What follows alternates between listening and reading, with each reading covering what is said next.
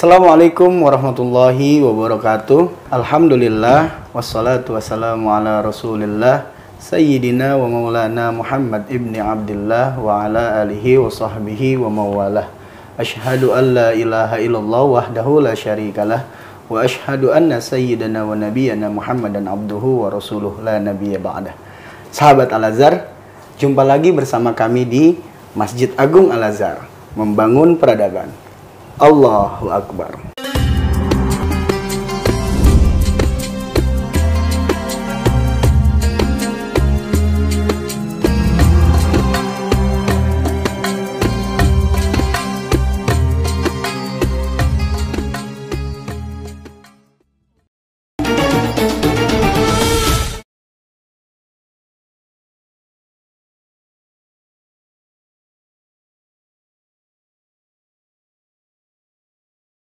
Kita akan memperingati Maulid Nabi Muhammad SAW. Lalu bagaimana sosok beliau, bagaimana suri tauladan beliau akan kita bahas dalam tema kali ini, yaitu mencintai Rasulullah SAW. Yang alhamdulillah narasumber kita sudah berada di tengah-tengah kita, yaitu Dr. Kiai Haji Sobahus Surur Syamsi MA. Assalamualaikum Pak Kiai. Waalaikumsalam warahmatullahi wabarakatuh. Bagaimana kabarnya hari ini Pak Kiai? Alhamdulillah baik. Islah gimana? Alhamdulillah Sehat? Pak Kiai. Alhamdulillah. Kiai kelihatannya Pak Kiai ini hari ini segar betul. Alhamdulillah. Makin gagah nih Pak Kiai. Alhamdulillah. Nah ini sebentar lagi kita akan memperingati Maulid Nabi Pak Kiai. Baik. Nah ini kita akan ngebahas bagaimana cara kita untuk mencintai Rasulullah SAW. Nah, menurut Pak Kiai ini sosok Nabi Muhammad itu sendiri seperti apa Pak Kiai? Bismillahirrahmanirrahim. Assalamualaikum warahmatullahi wabarakatuh. Waalaikumsalam warahmatullahi wabarakatuh. Pemirsa yang berbahagia, untuk menjawab pertanyaan ini sungguh luar biasa berat. Ya, karena baginda Rasulullah itu tidak bisa digambarkan, tidak bisa dilukiskan, tidak bisa sebatas pikiran memikirkan tentang kehebatan sosok baginda Rasulullah. Karena baginda Rasulullah itu adalah orang yang sempurna, al-insan al-kamil. Karena beliau itu adalah uswah hasanah, teladan dari kebajikan. Dan itulah maka ya, Rasulullah adalah orang yang kita kagumi, orang yang perilakunya menjadi contoh, orang yang kata-katanya lembut, orang yang perbuatannya selalu menyenangkan. Dan itu kita bisa pelajari, kita bisa lihat, kita bisa ini dalam sirah nabawiyah kita. Dan bahkan beliau sejak kecil itu pun dibanggakan oleh masyarakat negerinya, sampai digelari umpamanya beliau adalah Al-Amin, dialah sosok yang jujur. Bahkan dan begitu selanjutnya beliau memiliki sifat-sifat yang luar biasa. Ada Al-Amin, ada As-Siddiq, ada Al-Fatona, ada apa lagi? Tabligh. Tabligh. Sifat-sifat dan sekian banyak sifat-sifat baginda Rasulullah yang tidak rasanya tidak cukup untuk mengungkapkan dalam bentuk kata-kata maupun dalam pendapat. Maka banyaklah para ulama, para tokoh yang mengkaji dari berbagai sisi tentang beliau, tentang keluarga, tentang persahabatan, tentang pergaulan, tentang ukhuwah, tentang berbagai hal yang tentang bahkan tentang bagaimana beliau berekonomi, bagaimana beliau bermasyarakat, bagaimana beliau berpolitik, bagaimana beliau mendidik masyarakat, keluarga dan sebagainya. Banyak sekali yang luar biasa beliau ini, karena memang beliau adalah al-insanul kamil, karena beliau adalah uswah hasanah, teladan bagi. Dan itulah maka setiap orang akan merasakan betapa keagungan sosok Nabi besar Muhammad Sallallahu Alaihi Wasallam. Tadi Pak Kiai sebutkan bahwasanya Rasulullah itu adalah insan kamil dan uswatun hasanah. Nah, itu bagaimana penjelasannya Pak Kiai terkait dengan insan kamil dan uswatun hasanah itu sendiri? Kalau kita melihat beliau adalah al-insan kamil, manusia yang sempurna, maka seluruh aspek dari kemanusiaan manusia itu dimiliki oleh beliau. Beliau dari sisi basyariyahnya umpamanya, dari sisi manusia yang aspek fisikalnya, kita bisa baca tentang sirah beliau. Beliau dari sisi fisiknya keren, ganteng, rambutnya ikal, fisiknya oke, ya dari sisi fisiknya. Kemudian dari sisi fisik ini kaitannya dengan cara makannya, ya, bagaimana makan makanan yang dimakan secara materi, secara fisik, bagaimana beliau berpakaian, pakaian apa yang dipakai itu selalu cocok, pas dan keren dirinya, karena beliau dibimbing oleh Allah Subhanahu wa Ta'ala bagaimana cara berpakaian, bagaimana cara mensucikan dirinya, sosoknya, tubuhnya, bagaimana dia makan makanan yang harus dimakan apa, sehingga badannya sehat, badannya kuat, badannya tetap tampak segar dan menarik. Itu dari sisi basyariyah. Tetapi manusia itu juga punya aspek lain yang umpamanya dari sisi nas, dari sisi kemanusiaan yang hubungannya dengan sosial. Betapa baginda Rasulullah itulah ajwadun nas. Beliau adalah manusia yang terbaik, dalam hal muasyarah, dalam hal pergaulan dengan entah keluarga, entah masyarakat, sosial lebih luas lagi. Bagaimana saling senyum, tidak pernah menyakiti orang, bahkan orang yang membencinya pun. Ya, dalam satu riwayat, seorang Yahudi buta yang membenci, memaki-maki di pasar, setiap kali datang di pasar itu selalu memaki-maki, padahal dia ini, si buta ini, sambil minta makanan dari orang-orang yang lalu lalang, tapi mulutnya nyinyir. Rasulullah hadir ke situ memberi makanan. Ini dari sisi sosial, aspek sosialnya. Jangankan kepada orang yang mencintai, orang yang membenci pun itu menyantuni, memberi, berperilaku baik kepada orang-orang yang bahkan tidak seakidah pun. Man adza dhimmiyan faqad adzani, kata Rasulullah.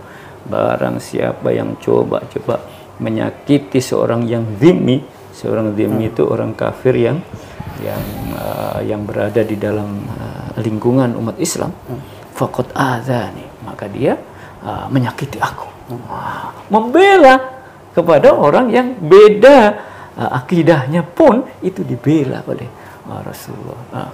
Ada yang menyakiti dia, maka itu menyakiti saya.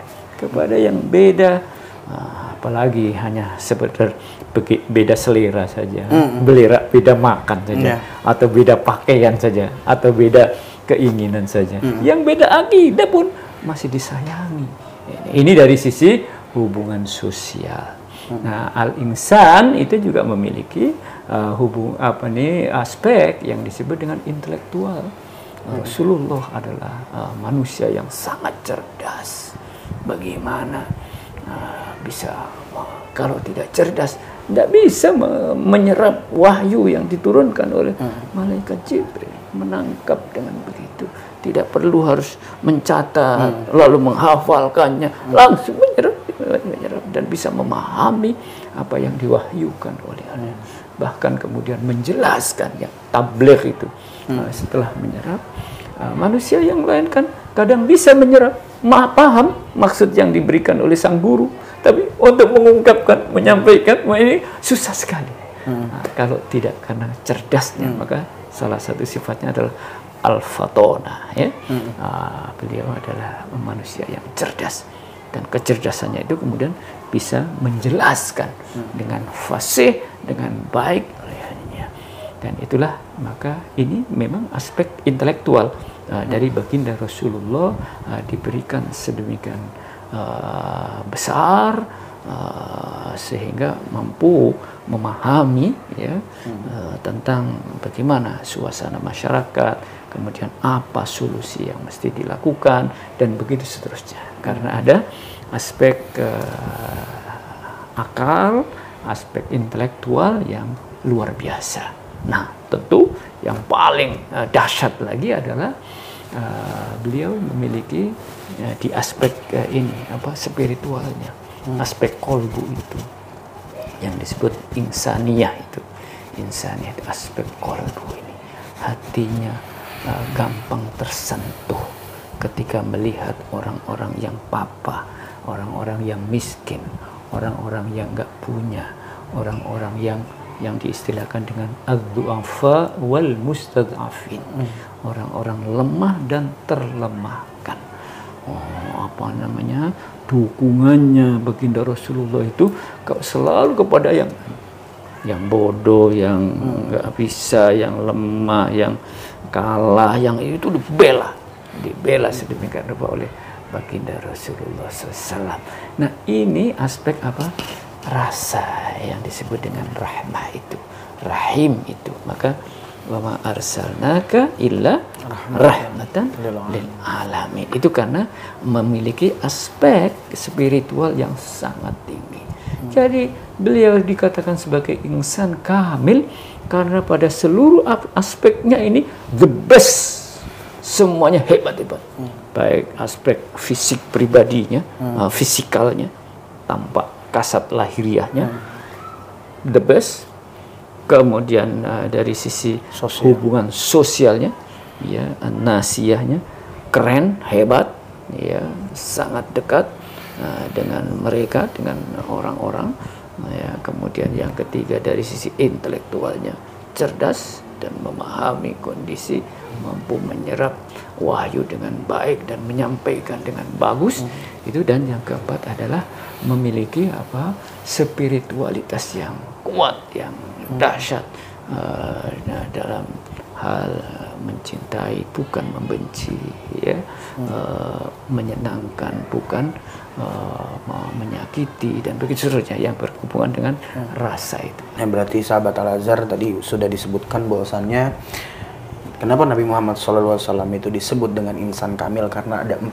aspek yang mendukung hal tersebut, yaitu yang pertama adalah tadi secara fisik, bahwasanya Nabi Muhammad secara fisiknya luar biasa ya Pak Kiai ya. Nah, terus yang kedua itu adalah aspek sosialnya, yang ketiga adalah aspek intelektualnya karena Nabi Muhammad itu adalah manusia yang sangat cerdas dan luar biasa, dan yang keempat adalah aspek spiritualnya. Lalu Pak Kiai, terkait tadi dengan uswatun hasanah Pak Kiai. Nah, ini seperti apa penjelasannya berkaitan dengan uswatun hasanah Pak Kiai? Baik, bismillahirrahmanirrahim. Laqad kana lakum fi Rasulillahi uswatun hasanah. Telah ada pada sosok pribadi baginda Rasulullah itu uswah hasanah, yaitu teladan yang bagus. Ayat ini menarik. Ayat ini diturunkan ketika proses-proses usai dari perang Khandaq tahun kelima Hijriah. Nah, beliau sosok Rasulullah ini adalah sosok teladan. Bahkan dalam proses perang pun beliau ini adalah teladan. Dalam cerita kisah Sirah Nabawi bisa kita lihat bagaimana beliau sebagai sosok teladan saat-saat melakukan proses untuk menggali parit itu. Menggali parit. Umpamanya yang pertama, menggali parit itu usulan dari Salman Al-Farisi. Bukan ide dari Rasulullah SAW. Bukan juga ide dari sahabat-sahabatnya yang orang Arab. Sementara Salman Al-Farisi itu bukan orang Arab. Dia dari Faris. Mana Faris itu? Parsi. Parsi itu Iran sekarang. Apa teladan yang ide ini diterima oleh Rasulullah, walaupun bukan dari kalangan Arab, bukan pendapat beliau sendiri. Nah, seringkali pemimpin itu mendahulukan idenya, nggak mau mendengarkan orang lain, apalagi yang di luar dari kelompoknya, di luar dari sukunya, tidak mau. Rasulullah teladan yang bagus dalam kisah ini, mau mendengarkan dan menerima ide-ide yang memang bagus dari siapa saja, dari sahabat-sahabat, meskipun bukan sahabat yang sangat dekat dengan beliau. Satu. Maka jadilah ini. Terus terjadilah peristiwa penggalian pekerja. Beliau tidak hanya nonton, sebagai pemimpin tidak hanya nunjuk-nunjuk, ya, tapi beliau terjun langsung di pasir itu, bahkan dikisahkan badannya semuanya kena pasir, kotor-kotor, ikut ngangkut, ikut aninya, bekerja sama, bekerja.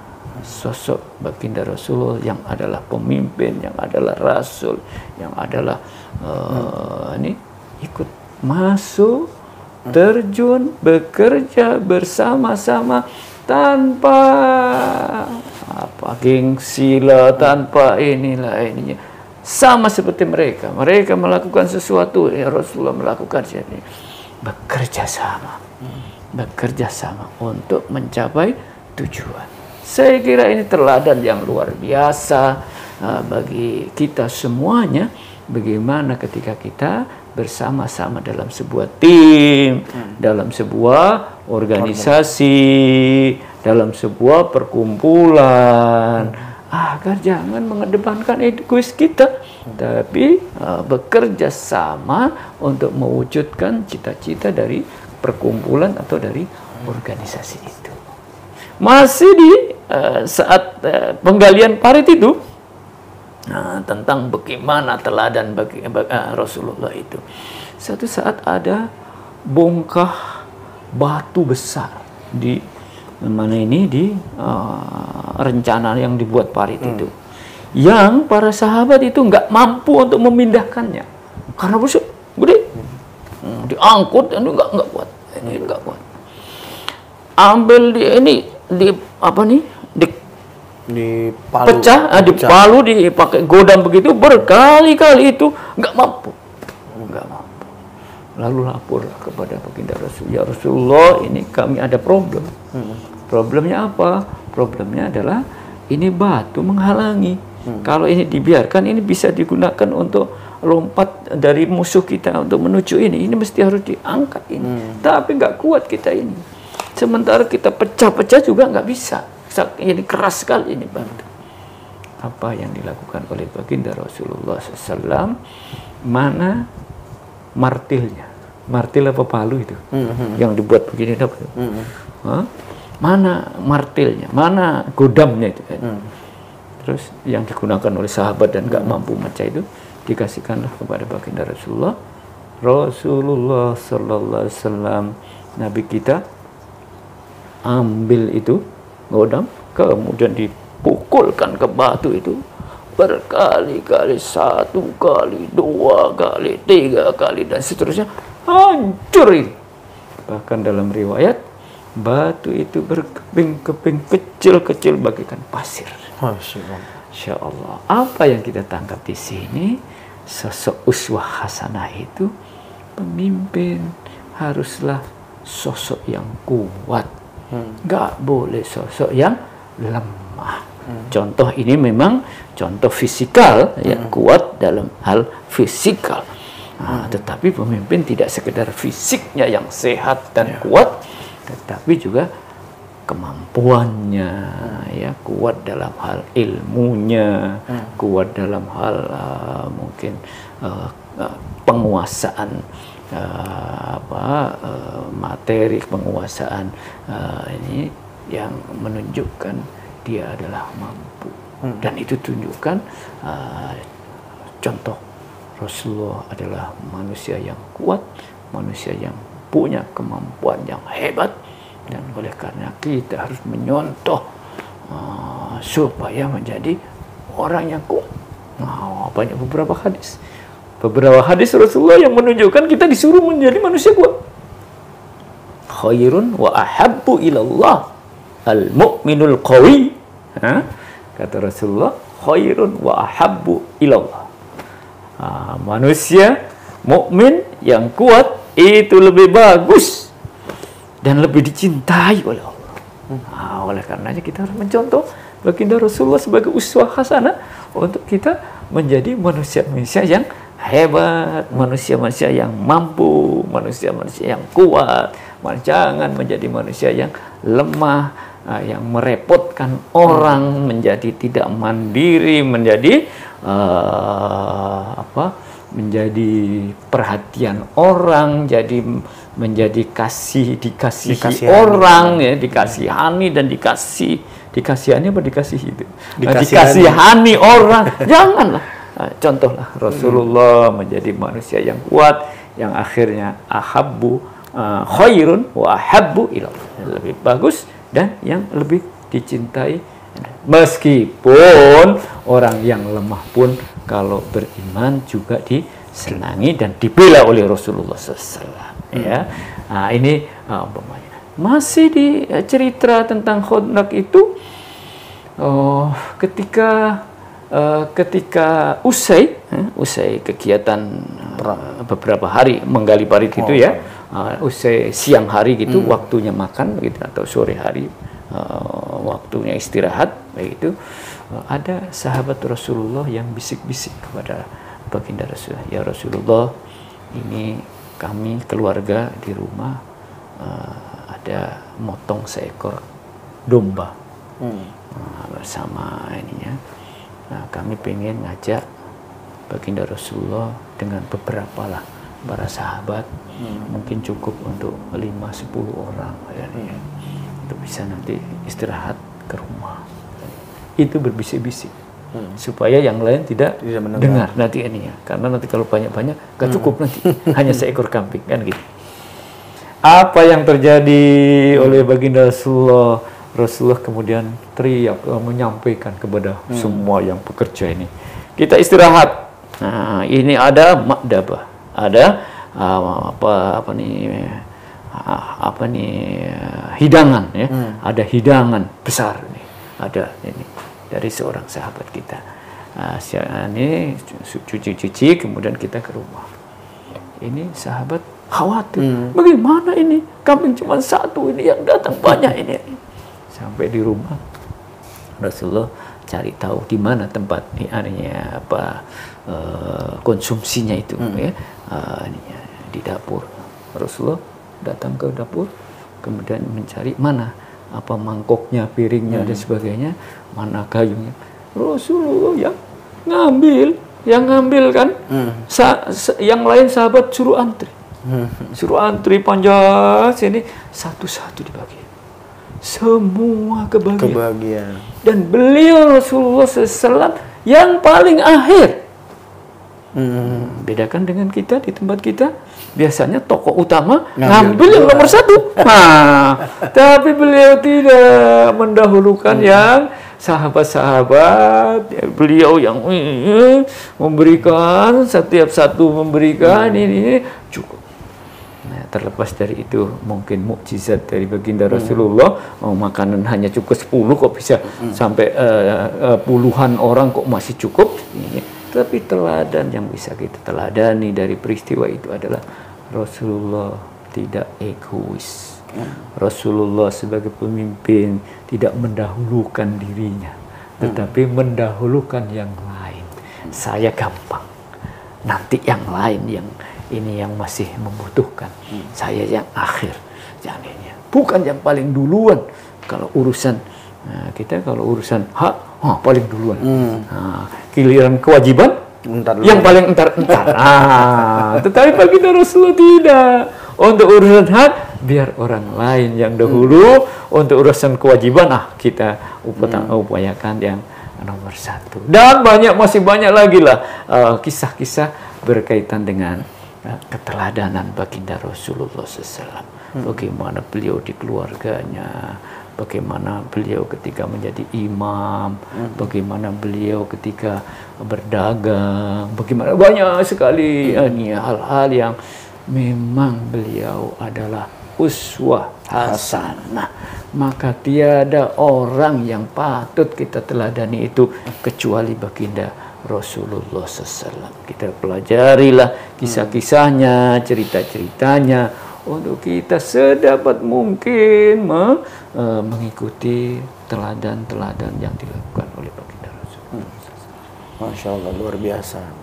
Kalau kita mau bahas seharian kayaknya juga nggak cukup Pak Kiai ya. Betul, Bahas betul, bagaimana teladan betul. baginda Dan Nabi indah besar Muhammad sekali SAW. perjalanan hidup beliau itu. Luar biasa.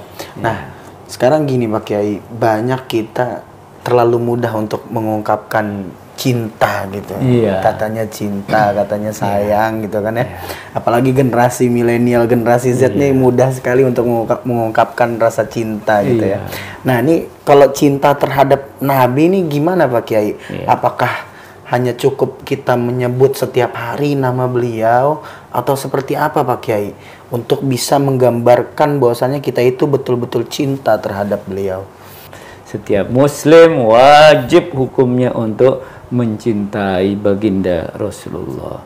Bagaimana mencintai itu sementara sosoknya sudah tidak ada. Sosoknya sudah meninggal dunia. Kemudian yang ada tinggal adalah warisannya. Maka tentu yang kita cintai, kita mencintai Rasulullah itu dengan cara mencintai warisan-warisannya. Warisan yang dimaksud adalah ajaran-ajarannya. Nah, bagaimana kita mencintai sosok Rasulullah? Rasulullah tidak ada. Maka caranya adalah apa saja peninggalan-peninggalan dari baginda Rasulullah. Utama adalah ajaran yang sudah diajarkan. Itu kita cintai. Apa-apa yang dia perintahkan, yang beliau perintahkan, maka kita nikmati perintah itu bukan karena dipaksa, bukan karena itu perintah lalu kita terpaksa menjalankannya. Umpamanya ajaran tentang sholat umpamanya. Ketika Rasulullah sudah tidak ada, Rasulullah tidak lagi menjadi imam di Masjid Nabawi. Beliau sudah meninggal dunia dan sekarang tinggal ajarannya, yaitu perintah sholat. Maka perintah itu kita cintai. Melaksanakan ajaran-ajaran yang ada itu dengan cinta, bukan terpaksa. Melaksanakan ibadah puasa umpamanya bukan terpaksa, tapi menikmati dan merasakan dengan puasa ini menjadi nikmat.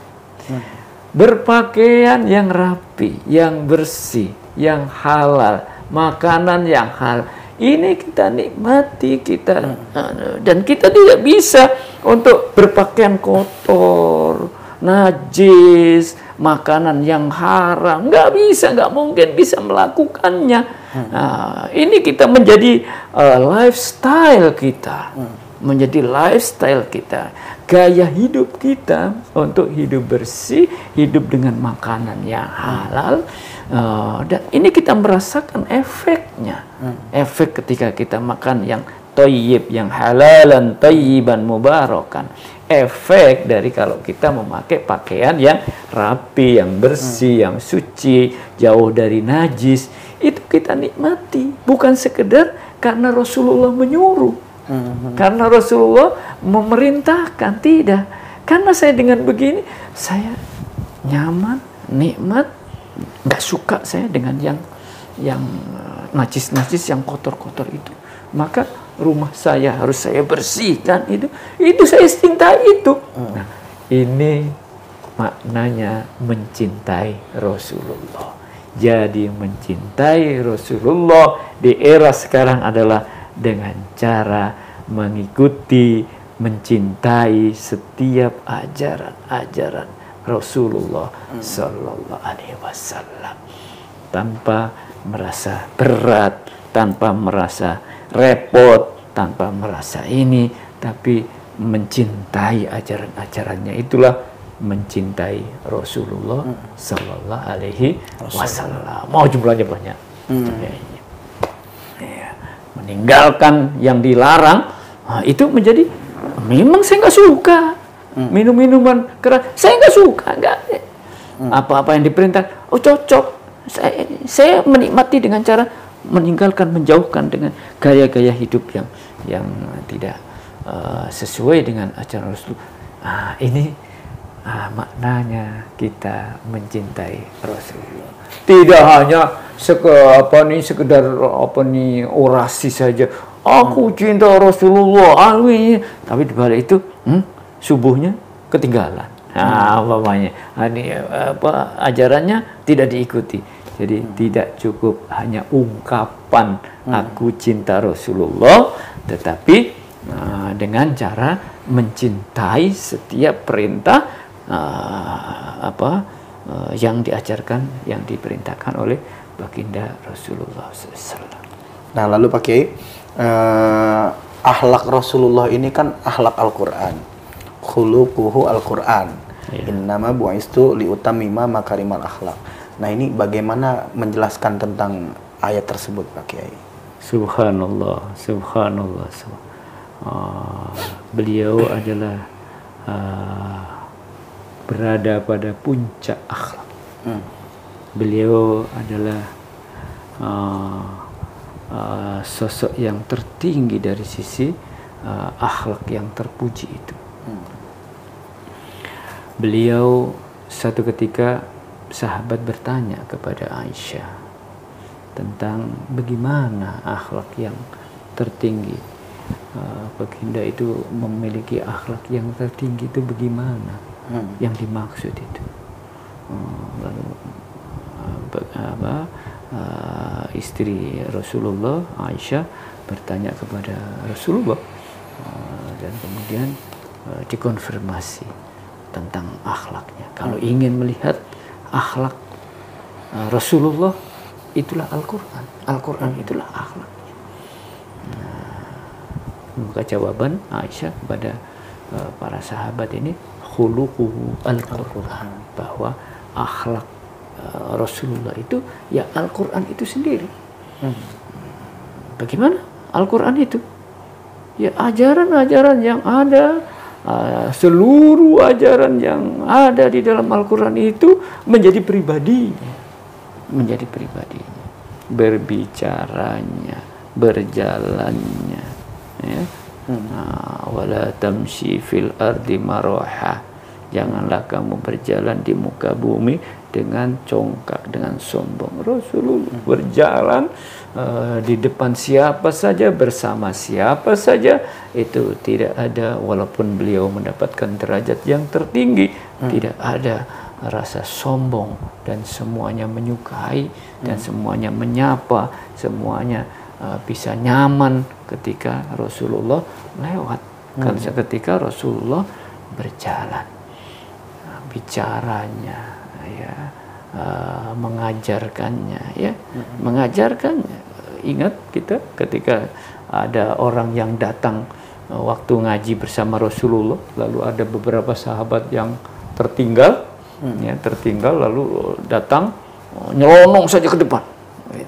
Secara etika kan nggak baik. Yang datang belakang ya di belakang. Tapi ini ada sahabat sahabat-sahabat yang lain marah-marah. Sahabat-sahabat yang lain mikir. Kamu datangnya belakangan, gua duduknya di depan. Tapi seorang guru, baginda Rasulullah adalah guru teladan, tidak kemudian memarahi dan mengusir ke belakang. Tapi kamu yang geser. Kamu berdiri pindah ke sana. Ini yang biar duduk di depan. Tidak diusir untuk anda. Ini luar biasa. Tafassahu. Tafassahu fil majalis. Berlapang-lapanglah di majelis itu. Yafsahillahu lakum. Maka Allah akan melapangkan. Wa idza qilan syuzu fansyuzu. Kalau dikatakan berdirilah kamu, berdiri. Dengan begitu nanti semuanya akan mendapatkan ilmu dan semuanya akan ditinggikan yarfa'illahu alladhina amanu minkum walladhina utul ilma darajat, akan ditinggikan derajat. Tapi kalau saling usir-usir, semua nggak dapat nanti, karena akan ribut saja. Rasulullah nggak jadi melanjutkan pelajarannya, jadi ribut saja masalah tempat. Nah, ini umpamanya dari sisi pendidikan, bagaimana dari berbagai lagi sisi apa lagi baginda Rasulullah patut diteladani. Dan itulah sosok yang kita idolakan. Baik, Pak Kiai. Lalu bagaimana kita mampu berittiba atau mengikuti sunnah Nabi Muhammad SAW, baik itu secara tekstual maupun kontekstual? Iya. Ketika kita mendapatkan informasi dari Al-Quran, kita membaca tentang perintah-perintah, tentang larangan-larangan. Kita juga mendapatkan dari hadis Rasulullah SAW tentang dari yang paling besar penting dari hal tentang akidah umpamanya, sampai kemudian tentang syariah umpamanya, sampai kemudian tentang akhlak. Tentu ini banyak sekali, jabarannya banyak sekali. Yang tentang akidah begitu banyak ajaran-ajaran, yang tentang syariah begitu banyak ajaran, yang tentang akhlak juga begitu banyaknya, tentang adab begitu banyaknya. Lalu mulai dari mana? Nah, bagaimana kita ittiba, mengikuti, kerjakan apa yang sekarang bisa dikerjakan. Tidak mesti semua ini. Itu proses, berjalanlah proses. Maka saya kalau ada pengislaman, ya, orang baru masuk Islam, kemudian setelah syahadah kan harus melakukan sesuatu. Apa ini yang saya mesti lakukan, Pak Ustadz?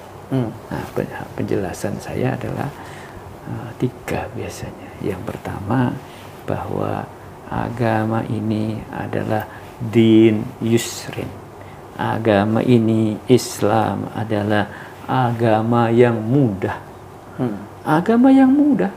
Maka bagaimana kita mengikuti Rasulullah yang bisa saya ikuti, yang bisa kita ikuti?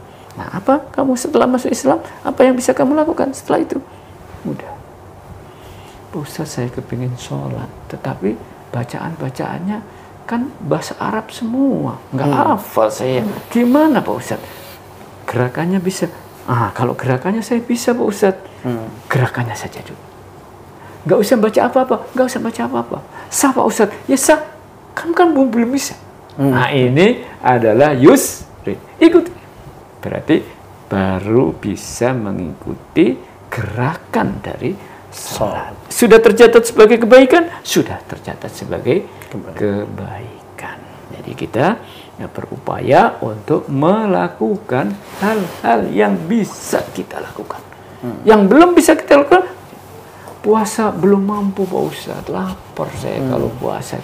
Ya sudah, jangan dulu, besok lagi. Ya, sampai kemudian proses untuk menjadikannya. Nah, yang kedua, biasanya saya katakan bahwa agama ini adalah agama yang lahir dan batin.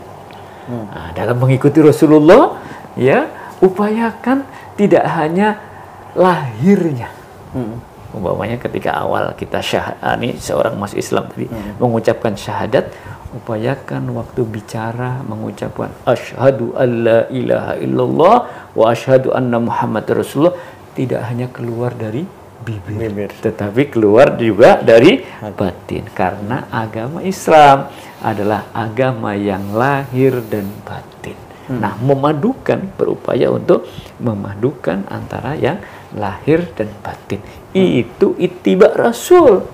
Maka waktu sholat yang dihadirkan tidak hanya fisikalnya yang gerak, takbir, kemudian ada ruku, ada sujud dan begini.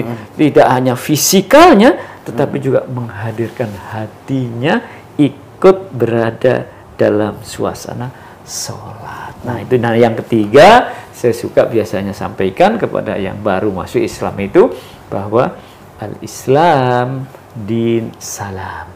Islam adalah agama yang penuh dengan kedamaian, penuh dengan selamat, penuh dengan salam, ya, selamat, damai, ya, suasana menyenangkan, menggembirakan.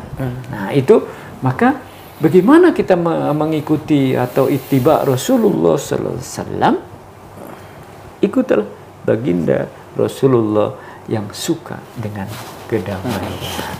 Maka setiap ketemu dengan sahabat, dengan kalam mengucapkan Assalamualaikum warahmatullahi wabarakatuh, sebagai doa bahwa kita ini datang tidak dalam permusuhan, tapi datang membawa kedamaian.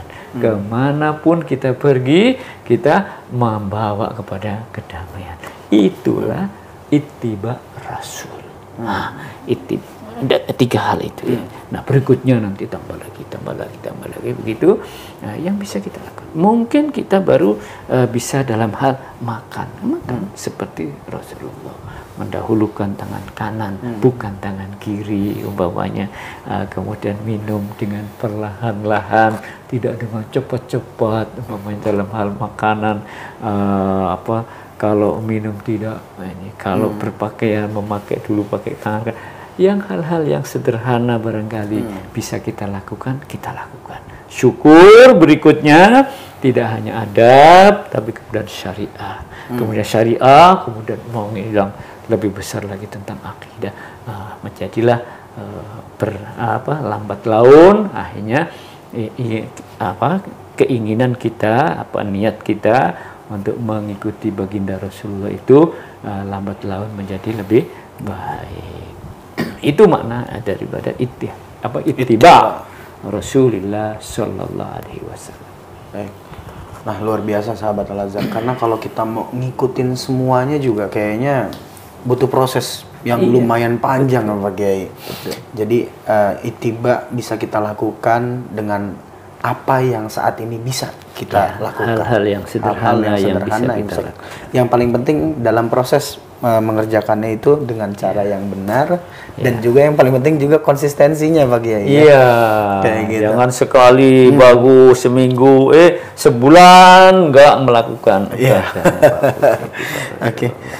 Lalu Pak Kiai, beberapa kali kita sering melihat di media bahwasannya ada yang menghina Nabi Muhammad, melecehkan Nabi Muhammad. Nah, ada juga bagian daripada umat Islam ini yang menyikapinya kan kita berbeda-beda nih Pak Kiai. Ya kan, tergantung juga bagaimana keimanan kita terhadap Nabi besar Muhammad SAW. Ada yang menyikapinya ya datar aja, ada yang langsung wah emosi gitu kan, ada yang ya udah gitu ya kan. Nah, ini sebenarnya sikap yang benar seperti apa Pak Kiai ketika Nabi besar Muhammad dilecehkan dan dihinakan?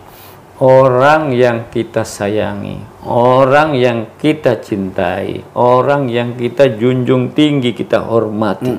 Lalu ada orang yang berupaya untuk menyakiti, pasti kita tidak rela. Ada orang yang berupaya untuk menghinakan, pasti kita tidak rela. Dan itulah yang disebut dengan ghirah.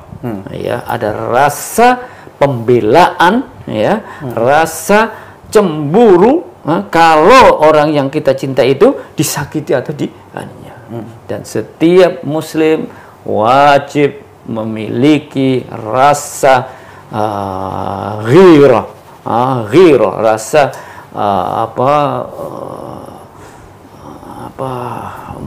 pembelaan, ya, cemburu, nggak rela kalau beliau disakiti, dilecehkan. Setiap muslim memiliki itu. Dan seharusnya pembelaan terhadap sosok baginda Rasulullah itu.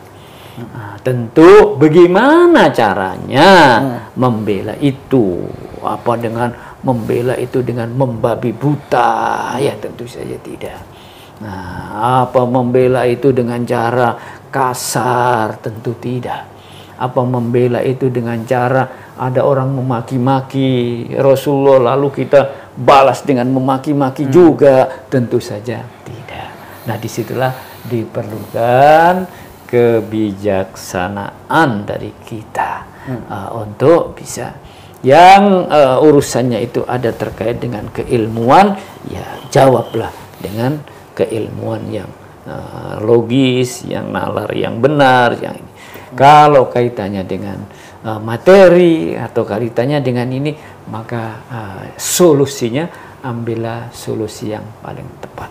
Jangan sampai kemudian justru yang tindakan yang kita lakukan itu malah membuat keonaran ya atas nama mencintai Rasulullah, tapi dengan cara-cara merusak sesuatu. Nah, tentu ini tidak diharapkan. Maka kita dapat menyaksikan dalam kejadian-kejadian yang terjadi baik di masyarakat kita maupun di luar ya, ketika sosok baginda dihinakan umpamanya, maka serta merta umat Islam dengan cara-caranya melakukan pembelaan. Dan itu wajar karena beliau adalah sosok yang kita cintai. Oleh karenanya jangan ada coba-coba orang yang mengganggu, menyakiti, melecehkan, menghinakan baginda Rasulullah SAW, karena seluruh umat Islam akan bangkit untuk membelanya. Nah, tentu kita cara-cara membela kita sesuai dengan kemampuan yang kita lakukan. Tidak mesti dengan cara-cara kalau mereka melakukan kekerasan lalu kita melawan juga dengan kekerasan yang serupa umpamanya. Tidak mesti berpijak untuk bisa merespon dengan cara-cara yang baik. Baik. Jadi ketika memang Nabi besar Muhammad itu dihinakan, dilecehkan, ya kita sebagai umatnya wajib untuk membelanya gitu Pak Kiai. Tapi membelanya pun dengan cara-cara yang baik dan benar, dan tidak merusak apapun itu, apalagi kita akhirnya malah justru malah merusak citra daripada umat Islam itu sendiri dan Nabi besar Muhammad SAW. Nah, Pak Kiai, sikap rahmah itu adalah sikap yang penting yang disampaikan oleh baginda Nabi besar Muhammad. Nabi Muhammad itu adalah pribadi yang lembut dan penuh dengan kasih sayang. Beliau juga tadi yang seperti yang Pak Kiai sampaikan, bahwasannya beliau adalah rahmatan lil alamin, rahmat bagi semesta alam. Nah, ini bagaimana kita mewujudkannya Pak Kiai dalam kondisi modern saat ini? Baik, rahmah itu terjemahannya adalah kasih sayang, kasih, cinta, kasih sayang. Allah Subhanahu wa Ta'ala mempunyai sifat yaitu Ar-Rahim, Ar-Rahman, Ar-Rahim. Zat yang maha pengasih, maha penyayang. Baginda Rasulullah SAW juga memiliki sifat yang maha kasih.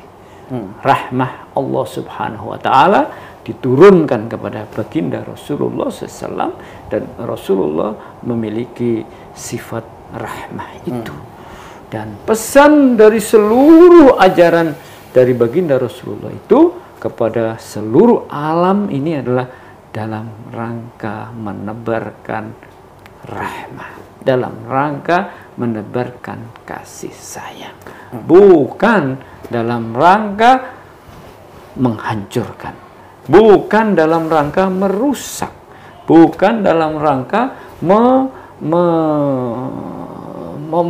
membuat ribut, membuat perang, membuat ini, tetapi membuat kedamaian. Itu kasih sayang. Nah, oleh karenanya apa yang mesti kita lakukan dalam rangka kita bisa mendapatkan kasih sayang yang tadi Allah turunkan kepada Nabi Muhammad, kemudian Nabi Muhammad juga menurunkan kepada sahabat-sahabatnya, kepada para tabiin, begitu sampai ke kita, sampai kita. Maka rahmah, kasih sayang ini menjadi poin penting dalam kehidupan kita.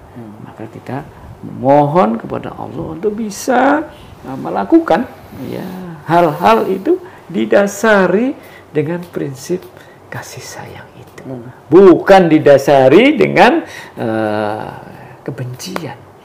Nah, ketika kita tidak suka kepada anak kita umpamanya karena kelakuan anak kita ini yang kurang cocok umpamanya dengan ajaran baginda Rasulullah. Lalu kita ingin mengajari, mengembalikan agar perilaku anak ini menjadi baik.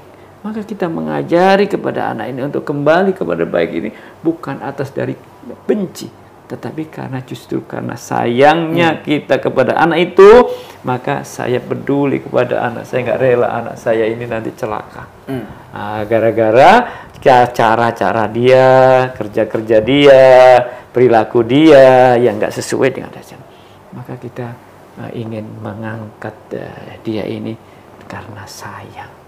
Ingin mengajar ini karena sayang, ingin membantu orang ini karena sayang, ingin silaturahim kepada orang ini karena sayang. Semuanya didasari karena rahmah itu.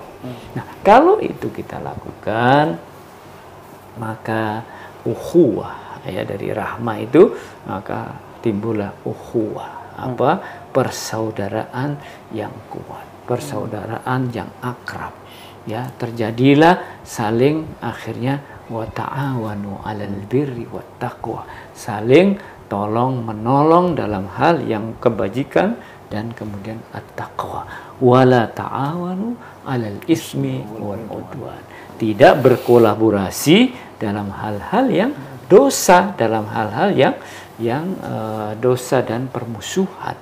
Didasarkan semuanya ini sampai kepada hal-hal yang mungkin kita belum paham. Ya, kita seperti nggak cocok dengan pendapat si fulan, tidak setuju dengan pendapatnya, tidak cocok dengan pendapat, maka kita berupaya untuk berdialog, dan dialognya itu karena cinta, karena kasih sayang. Kalau semua aktivitas kita, antara kita dengan keluarga kita, antara kita dengan tetangga kita, dengan masyarakat kita, itu didasari dengan karena kecintaan, karena kasih sayang, maka itulah maknanya kita ini ikut turut menyebarkan ajaran Rasulullah tentang rahmatan lil alamin. Jangan kita malah dikesanin oleh kelompok di luar sana tentang Islam, bahwa orang-orang Muslim itu kasar, orang-orang Muslim itu radikal, orang-orang apalagi itu, orang Muslim itu teroris, bengis, orang Muslim itu ada, no, itu tidak demikian. Kita menebarkan rahmah, kasih sayang kepada siapa, bahkan kepada orang-orang yang memusuhi kita. Kita dekati, siapa tahu kemudian pada akhirnya nanti orang yang memusuhi, yang dulu lawan menjadi teman, yang dulu terlaknat, khianat, sekarang menjadi sahabat. Baik, Pak Kiai, subhanallah. Nah, Pak Kiai, kita sudah sampai di penghujung nih, Pak Kiai. Ya. Nah, kita mau Pak Kiai bisa memberikan pesan dan nasihat untuk sahabat Al-Azhar semua, bagaimana kita bisa terus konsisten untuk menjalankan sunnah-sunnah daripada baginda Nabi besar Muhammad SAW. Baik, sahabat Al-Azhar yang dirahmati oleh Allah, upaya untuk ittiba sunnati Rasulillah itu diperlukan perjuangan dalam rangka terus-menerus untuk menjalankan ajaran-ajaran baginda Rasulullah dengan rasa senang, dengan rasa nyaman, kita hayati, kita nikmati. Itu tidak mudah, memerlukan mujahadah, memerlukan istiqomah, memerlukan kesabaran, memerlukan disiplin, memerlukan kestabilan, dan peningkatan. Oleh karenanya jangan pernah bosan untuk ittiba sunnati Rasulillah sallallahu alaihi wasallam. Setiap ada gangguan, maka upayakanlah untuk menyelesaikan, untuk bisa mencari jalan keluar bagaimana agar gangguan itu tidak Ada upaya ketika kita susah untuk bangun malam dalam rangka ittiba Rasul tentang sholat malam umpamanya. Lalu kita ngantuk, apa kita ini? Maka bagaimana mengatasi ini? Malam ini bisa saya nggak melakukan karena ngantuk. Tetapi besok malam, malam berikutnya saya harus ini. Jadi ada mujahadahnya, ada upaya untuk menjadi lebih baik, menjadi lebih baik. Nah, tanpa itu, tanpa adanya mujahadah, tanpa adanya kesabaran, tanpa adanya kedisiplinan, tanpa adanya yang kerja terus-menerus, maka sulit rasanya untuk bisa mengikuti ajaran-ajaran baginda Rasulullah. Saya yakin bahwa kita semuanya di suasana di Indonesia yang nyaman, yang enak, yang tidak ada perang, yang tidak ada apa, maka menjalankan sunnah Rasulullah itu menjadi nikmat dan leluasa. Kemarin selama pandemi mungkin agak terganggu untuk bisa umpamanya jamaah ke masjid, untuk bisa berkomunikasi dengan lebih leluasa. Tapi alhamdulillah sekarang kita bisa melaksanakan hal-hal yang berkaitan dengan sunnah-sunnah Rasulullah, ajaran-ajaran Rasulullah, bisa, insya Allah bisa kita lakukan. Kalaulah belum bisa yang besar ini, kita berupaya untuk ini. Mungkin sendiri nggak bisa, maka dilaksanakan bersama-sama. Nah, mungkin dilakukan berdua nggak bisa, bertiga, berempat, dan sebagainya. Akhirnya hal-hal yang merupakan ajaran baginda Rasulullah itu bisa dilaksanakan baik secara pribadi maupun secara berjamaah. Dan itulah Islam, agama yang tidak hanya untuk person-person, untuk individu-individu, tetapi adalah untuk juga jamaah. Maka kita disebut sebagai ummah. Nah, kita disebut sebagai kaum, ya. Kita disebut sebagai jamaah untuk menunjukkan bahwa person itu saling terkait, saling mengikat menjadi kesatuan. Kama salil jasadil wahid, al muslimu lil muslimi kal bunyan yashuddu ba'duhu ba'dah. Muslim yang satu dengan muslim yang lain adalah bagikan bangunan yang saling kuat menguatkan. Idza ishtaka lahu udwun tada'alahu sairul jasati bisahari wal humma. Kalaulah ada anggota tubuh yang sakit, yang cedera, maka seluruh anggota tubuh ikut merasakannya dan ikut merasakan sakit dan ikut mencari solusi apa yang terbaik. Saya kira ittiba sunnah dengan demikian kita kerjakan secara pribadi maupun secara berjamaah. Dan dengan demikian kita ikut andil dalam membangun perjalanan izzul Islam wal muslimin, memperkokoh, menjayakan Islam dan umat Islam. Terima kasih Pak Kiai. Jadi sahabat Al-Azhar, mudah-mudahan dengan tema kita pada kali ini menambah kecintaan kita terhadap baginda Nabi Muhammad SAW dan juga selalu berusaha untuk mengikuti sunnah-sunnah daripada Nabi besar Muhammad SAW. Terima kasih sahabat Al-Azhar, sampai ketemu lagi pada tema-tema selanjutnya. Billahi taufiq wal hidayah. Wassalamualaikum warahmatullahi wabarakatuh. Masjid Agung Al-Azhar, membangun peradaban. Allahu Akbar.